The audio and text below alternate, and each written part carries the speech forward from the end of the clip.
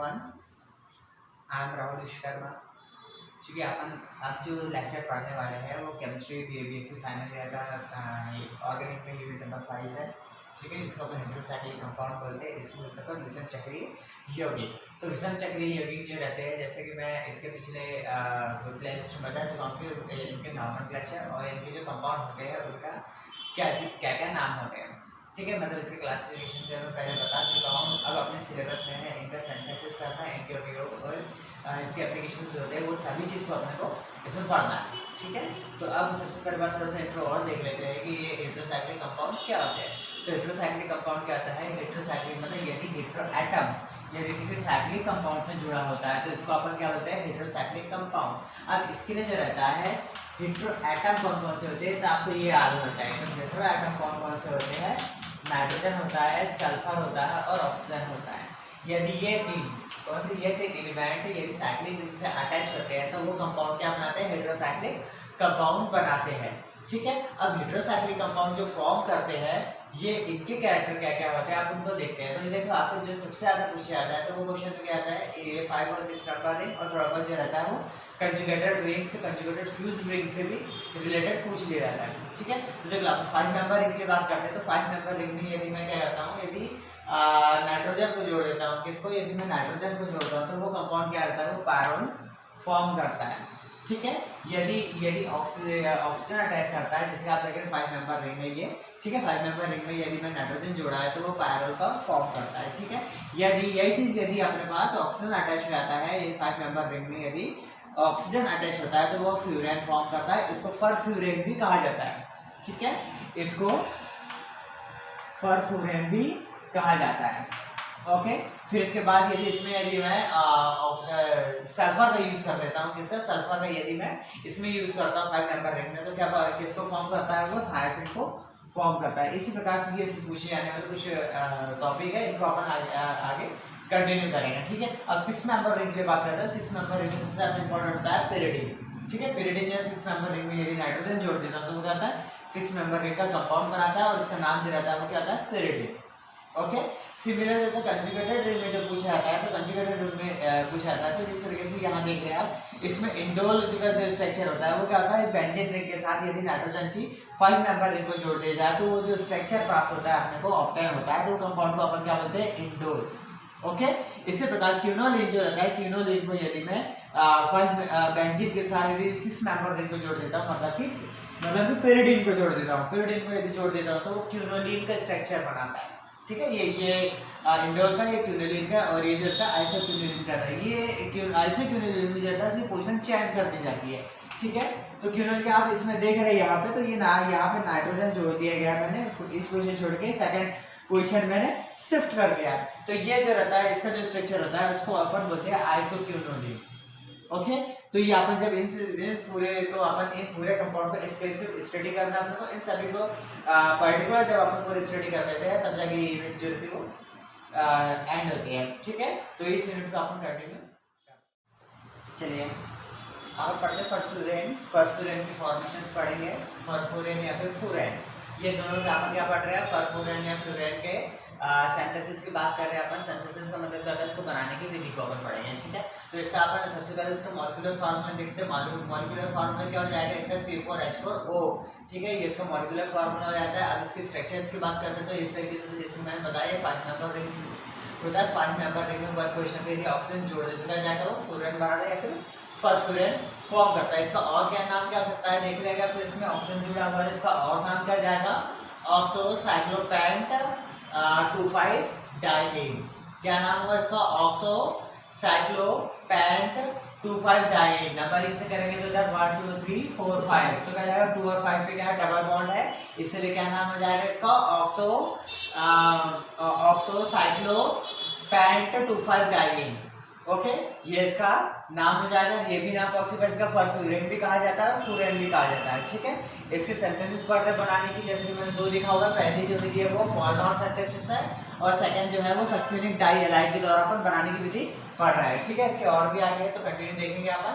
चलो पहले जो है वो मोलनॉर सिंथेसिस होती है। इसमें क्या होता है? फ्यूरेन तीनों कंपाउंड को अपन बना सकते हैं। इसमें जो रहता है फ्लोरीन को भी बना सकते हैं, पैरल को भी बना सकते हैं और थायोफिन को भी बना सकते हैं। ठीक है, इसमें सबसे पहले जो रहता है ये रिएक्शंस किससे करते हैं, हेक्सेन 2,5 डाइईन से। ठीक है, नंबरिंग यहाँ से देखें तो 2 सेकंड पोजीशन और ये 5 पोजीशन पे क्या है डाइऑन जुड़ा है, कीटो ग्रुप जुड़ा हुआ है, इसलिए इसका नाम क्या जाएगा 6 कार्बन, इसीलिए हेक्सेन 2,5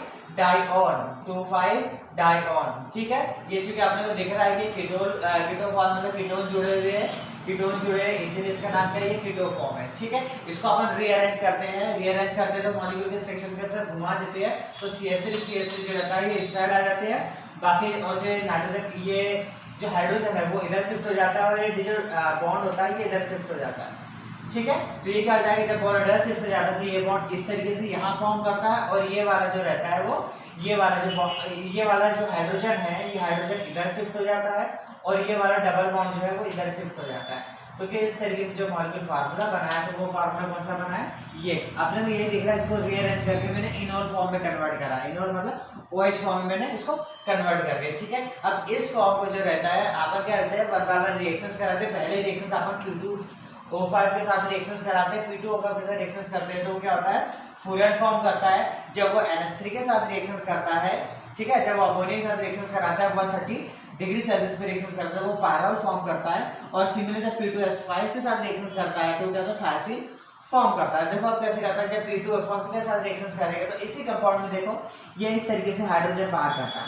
ठीक है, तो इस तरीके से हाइड्रोजन बाहर करेगा तो यहाँ ये OH और ये H बाहर करता है तो क्या हो जाएगा, वो H2O बाहर हो जाता है और बचा वाला सिर्फ क्या ऑक्सीजन रिमेनिंग रहता है। तो ऑक्सीजन रिमेनिंग जो रहता है वो इस तरीके से बना देता है। ठीक है, तो अब जो इस तरीके से कंपाउंड बना है इसका नाम क्या हो जाएगा, यहाँ से नंबरिंग करें 1 2 3 4 5, तो दिख रहा है आप लोग 2 और 5 पोजीशन पे मिथाइल जुड़े हुए हैं। ठीक है, तो इस कंपाउंड का नाम क्या हो जाएगा, 2,5 डाइमिथाइल फ्लोरीन।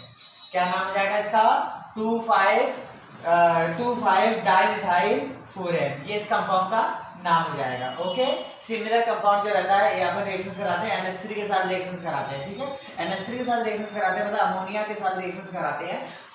कितने टाइम में 130 डिग्री सेल्सियस पे अपन रिएक्शंस कराते हैं। तो देखो कंपाउंड कैसे बनाएगा वो, देखो सबसे पहले तो यहाँ पे NH3 है तो सबसे क्या हो जाएगा, इसमें से एक हाइड्रोजन इसके साथ जाएगा। ठीक है, तो क्या बना देगा वो एक और H2 इधर से निकालेगा, एक हाइड्रोजन इसके साथ जाएगा तो क्या हो जाएगा, इस कंपाउंड में जो रहता है प्लस 2H2O बाहर करेगा। अब इसके पास एक हाइड्रोजन रिमेन है। ठीक है, एक हाइड्रोजन बचा हुआ है तो वो हाइड्रोजन इस तरीके से यहाँ पे जुड़ जाता है, यहाँ पे जुड़ जाता है तो कंपाउंड क्या बनता है, पैरल फॉर्म करता है। ठीक है, अब इस कंपाउंड के नाम की बात करते हैं तो नाम कैसे बनेगा, सिमिलर यहाँ से देख रहे हैं 1 2 3 4 5, तो आप देख रहे हैं 2 और 5 पोजीशन पे मिथाइल है, इसीलिए इसका भी नाम क्या जाएगा, 2,5 डाइमिथाइल पैरल। ठीक है, समझ में आया, फिर से 2,5 डाइमिथाइल पैरल।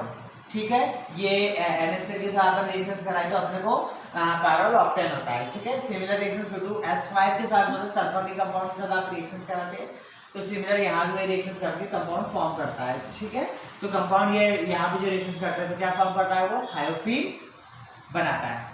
ठीक है, फॉर्म करता है। ये थी कार्बोनॉल सिंथेसिस। इसमें आपको याद रखना है कि इसमें सबसे पहले कीटो से इनोल फॉर्म में आपको कन्वर्ट करना पड़ेगा और कीनोल फॉर्म से जो रहता है 1 बाय 1 रिएक्शंस करता है। पहले P2O5 के साथ रिएक्शंस कर देता है, P2O5 के साथ रिएक्शंस करेगा तो वो फ्लोरीन फॉर्म करेगा। जब वो NH3 अमोनिया के साथ रिएक्शंस कराता है 130 डिग्री सेल्सियस पे रिएक्शंस कराता है तो पैरल फॉर्म करता है। जब P2S5 के साथ रिएक्शंस कराता है तो वो थायोफिन ऑब्टेन करता है। ठीक है, ये इसकी फर्स्ट मेथड है। ठीक है, अब सेकंड में अपन पढ़ रहे हैं सक्सिनिक डाइहैलाइड के साथ रिएक्शंस करा रहे हैं अपन। क्या बोला मैंने, सक्सिनिक डाइहैलाइड। यहाँ पे देख रहे हैं ये डाइहैलाइड हैलाइड कंपाउंड है, डाइहैलाइड कंपाउंड के साथ आप रिएक्शंस करा रहे हैं। ठीक है, तो ये सक्सिनिक डाइहैलाइड है। सक्सिनिक डाइहैलाइड का अपन रीअरेंज करेंगे सबसे पहले। तो रीअरेंज करेंगे तो क्या हो जाएगा, ये हाइड्रोजन इसको दे देगा। ओके, ये हाइड्रोजन इसको दे देगा तो ये CHOH फॉर्म करता है। ठीक है, CHOH करता है। सिमिलर यहाँ भी ये होता है, यहाँ का एक हाइड्रोजन जो है इसको शिफ्ट करके क्या करता है, CHOH फॉर्म करता है। ठीक है, अब क्या करता है, जब अपन इसको P2O5 के साथ रिएक्शंस करते हैं तो क्या हो जाता है, यहाँ पे वो H2O बाहर करता है।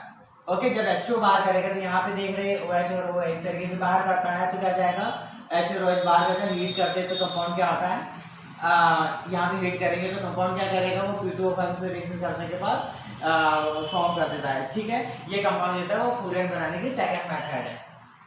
ठीक है, सेकंड मेथड फिर से देखो, इसके सक्सिनिक डाइहैलाइड के साथ अपन रिएक्शंस कर रहे हैं तो इसमें क्या जाएगा, हाइड्रोजन शिफ्टिंग होती है। ठीक है, यहाँ पे दिख रहा है आपने तो रीअरेंज हो रहा है मॉलिक्यूल। ठीक है, तो क्या जाएगा रीअरेंज मॉलिक्यूल, ये वाला हाइड्रोजन इधर शिफ्ट करके क्या बना देगा CH2H बना देगा। सिमिलर यहाँ भी CH2H बना देता है, ये आपस में ज्वाइंट होके, ठीक है, यहाँ पे अपन यहाँ कंपाउंड बनने के बाद अपन इसको हीट करा तो H2 बाहर हो जाएगा। H2 बाहर होने के बाद जो ऑक्सीजन रिमेन रहता है वो फ्लूइड फॉर्म कर लेता है। ठीक है, चलिए अब इसके बाद अब जो अपने नेक्स्ट थी दो तो अपन ने पढ़ दी, अब थर्ड जो है वो म्यूसिक एसिड के द्वारा अपन फ्लोरेट को फॉर्म करेंगे। ठीक है, अब देखो इसमें जो रहता है जो म्यूसिक एसिड का जो फार्मूला होता है वो क्या होता है, इस तरीके से CH2H जुड़ा होता है और इसके सभी क्वेश्चन में होता है डाइकार्बोक्सिलिक एसिड रिप्रेजेंट होते हैं। ठीक है, और ये इनॉल फॉर्म भी होता है। ठीक है, ये जो है ये पूरा जो स्ट्रक्चर है इसको बोलते हैं म्यूसिक एसिड। ठीक है, अब बात करते हैं कि इसके आगे बनाते हैं अपन इसका जब ड्राई डिस्टिलेशन करते हैं मतलब का शुष्क आसवन। ठीक है, इसको ड्राई डिस्टिलेशन को शुष्क आसवन बोलते हैं। तो इसमें जब इसको ड्राई डिस्टिलेशन करते हैं तो इसका मतलब इसमें हीट बहुत ज़्यादा प्रोड्यूस होती है।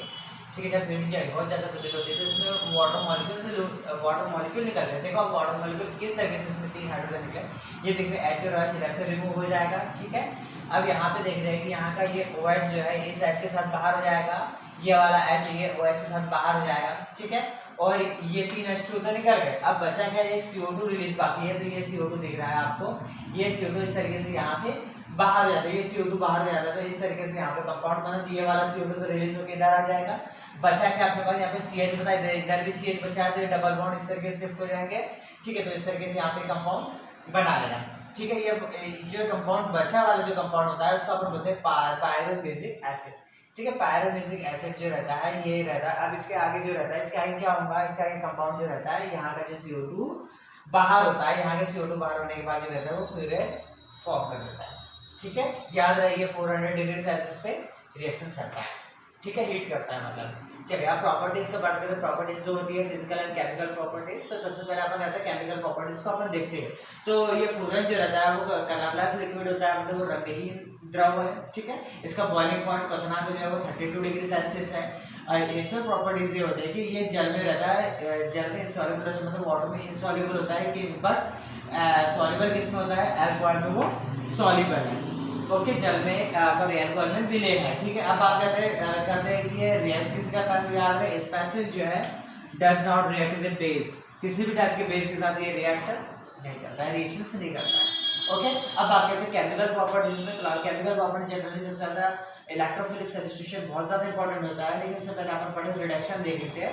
ठीक है, रिडक्शन का मतलब होता है हाइड्रोजन एडिशन ऑफ हाइड्रोजन। ठीक है, ये फ्लोरीन है अपने पास, फ्लोरीन के साथ अपन ने 4 हाइड्रोजन का यूज करा, 4 हाइड्रोजन है सभी पोजीशंस पे ये इस तरीके से कंपाउंड अटैच हो जाता है तो CH2H2 बना लेता है। ठीक है, अब इसके बाद जो कंपाउंड बनता है इसका नाम है टेट्राहाइड्रोफ्लोरीन।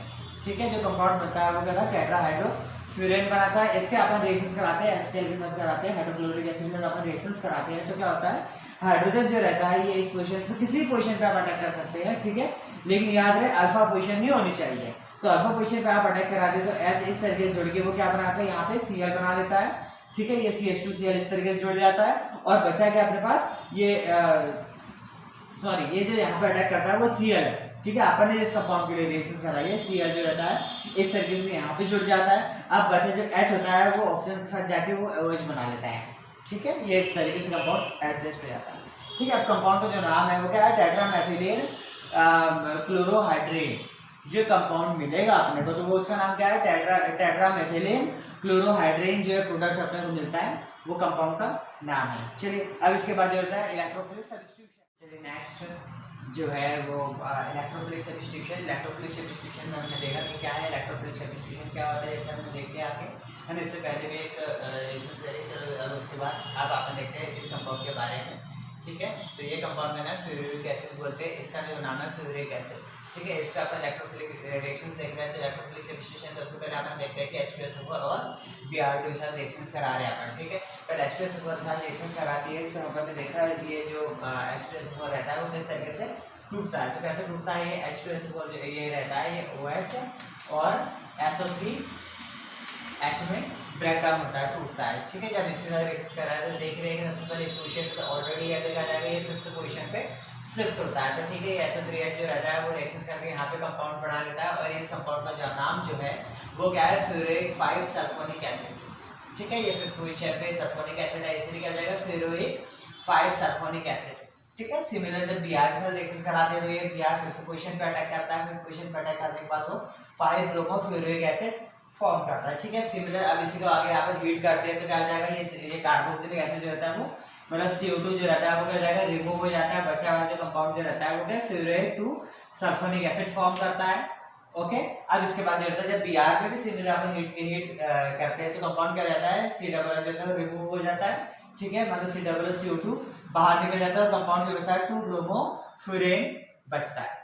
ठीक है। अब ये कंपाउंड जो रहता है इसके साथ और भी जो रिएक्शंस है जो फ्लोरीन के साथ देखनी पड़ेगी अपने को, है ना। फ्लोरीन के साथ देखो कुछ रिएक्शंस है जो इस तरीके की रिएक्शंस करता है। ठीक है। जो फ्लोरीन के साथ जो रिएक्शंस करते हैं उनको अपन देख रहे हैं, कुछ इंपॉर्टेंट है उनकी अपन देख रहे हैं। ठीक है। एसिटिक एनहाइड्राइड के अपन साथ रिएक्शंस करा देते हैं, देखो कंपाउंड इस तरीके से टूटता है यहाँ से इस तरीके से। ठीक है। तो इसमें क्या होता है, CH3COO रिमूव हो जाता है, CH3COO H बाहर निकलता है। ठीक है। तो ये कंपाउंड इस तरीके से टूटता है तो CH3COO फॉर्म करता है, COOH बनाता है और जो NO2 ग्रुप है वो सब्स्टिट्यूट हो जाता है इस पोजीशन पे, तो इसका नाम क्या है 2 ब्रोमोफ्लोरेन। ठीक है। ये इस कंपाउंड का नाम क्या है, जब अपन SO3 के साथ रिएक्शंस कराते हैं तो कंपाउंड देखते हैं कि जब इस पोजीशन पे अटैक करता है तो क्या बनाया तो वो SO3H। ठीक है। तो इसका नाम अपने पहले देख चुका है ये कंपाउंड। ठीक है। ये है फ्लोरेन आएगा। ठीक है। यहाँ पे जो कंपाउंड है वो फ्लोरेन है। Okay, fluorine sulphonic acid. Okay. चलो अब अपन इसकी बात करते हैं, आगे देखते हैं। ऐसे फिर जो रहता है जो कंपाउंड इसकी स्पेसिफिक कंडीशंस होती है कि फ्लोरीन और टेम्परेचर जो है वो कितना हो जाएगा 100 डिग्री सेल्सियस पे आपस में रिएक्शंस करता है। ठीक है। अब बात करते हैं AR/Cl, इसका अपन ने पहले देखा ये डायजोनियम क्लोराइड होते हैं। ठीक है। ये और स्पेसिफिक NaOH की उपस्थिति में ये रिएक्शंस करते हैं। इस रिएक्शन का स्पेसिफिक नाम है गॉम्बर्गर रिएक्शंस। ठीक है। गॉम्बर्गर रिएक्शंस के लिए इसके साथ रिएक्शंस करता है तो कंपाउंड देखो क्या होता है, N2 बाहर निकलता है और HCl बाहर निकल जाता है और बचा AR जो रहता है वो इस पोजीशन पे जुड़ता है, सेकंड पोजीशन पे AR अटैच होके कंपाउंड फॉर्म करता है। ठीक है। इसमें बाहर क्या क्या निकलता है, N2 बाहर निकलता है और HCl बाहर करता है। ओके। सिमिलर रिएक्शन जो रहता है वो क्लोरीन के साथ रिएक्शंस करा दें, क्लोरीन के साथ जो रिएक्शंस करता है नंबर ऑफ मॉलिक्यूल पर डिपेंड करता है। ठीक है। ये इसका अपन 2 मॉलिक्यूल लेते हैं, ये अपन ने Cl2 लिया है तो इस टाइप से कंपाउंड बाहर करेगा, ये इस पोजीशन पे जाता है। और यदि आप इसकी यदि मॉलिक्यूल की संख्या बढ़ा देते हैं तो क्या जाएगा, फिर इस पोजीशन पे आ जाएगा 2 और 5 पोजीशन पे अटैक करता है। यदि थर्ड पोजीशन पे जाता है मतलब कि इसके और मॉलिक्यूल को Cl2 की संख्या को अपन बढ़ाते हैं तो क्या जाएगा, वो फिर बीटा पोजीशन पे अटैक करने लगता है। ठीक है। इस तरीके से यहाँ पे कंपाउंड जो रहता है वो बनाता है। ठीक है। इसका नाम क्या जाएगा, इसका 2 क्लोरो है। ठीक है। 2 क्लोरोफ्लोरेन जो है और ये है 2,5 डाइक्लोरोफ्लोरेन फॉर्म करता है। ओके। इसके बाद अपन रिएक्शंस कराते हैं Br की अपन रिएक्शन कराते हैं, ये डाइऑक्साइड होता है। ठीक है। इसके अपन 0 डिग्री सेल्सियस पे स्पेसिफिक कंडीशंस पे रिएक्शंस करता है और क्या बनाता है 2 ब्रोमोफ्लोरेन फॉर्म करता है। ठीक है। तो ये टॉपिक जो है पूरा जो अपन पढ़ने वाले थे पढ़े अपन ने फ्लोरेन। ठीक है। यहाँ पे उसका टोटल जो उसके मेन जो रिएक्शंस थे अपन यहाँ पे उसके रिएक्शंस को मैंने स्टडी करा। अच्छा याद रखिए पूरी जो इलेक्ट्रोफिलिक रिएक्शंस है। ओके। चलो ये लेक्चर यहाँ पे स्टॉप करते हैं। बाय। नेक्स्ट चैप्टर जो रहेगा वो जल्दी अपन मिलेगा।